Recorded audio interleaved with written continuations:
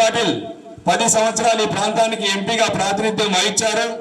BB Patil ముఖ్య ఉద్దేశం ఎక్కడ ల్యాండ్ పొలాలు దొరికితే ఆ పొలాలన్నీ కొనుక్కోవాలి. 1000 ఎకరాలు జమ చేశాడు. కానీ ఈనాడు మన ప్రాంతానికి రాలేదు, మనతో కలవలేదు, మనతో మాట్లాడలేదు. ఏనాడు కూడా ఆయన పార్లమెంట్లో మాట్లాడింది కూడా లేదు. అదే అభ్యర్థి ఇప్పుడు ఇంకో పార్టీ ద్వారా మన ముందుకు వస్తున్నారు. అంటే 10 ఏళ్ళు ప్రజలను గాలికి వదిలేశాడు.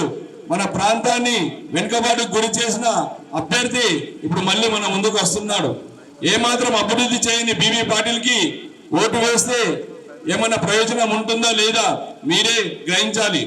10 ఏళ్లలోనే ఏమీ చేయలేడు కాబట్టి ఇప్పుడు మళ్ళీ గెలిస్తే ఇంకా ఏమీ చేయడు. తనకున్న ఆస్తులు, సంపాదించిన ఆస్తులను కాపాడుకోవడం కోసమే ఆయన ఎంపీగా పోటీ చేస్తున్నారని నేను విన్నవించుకుంటున్నాను.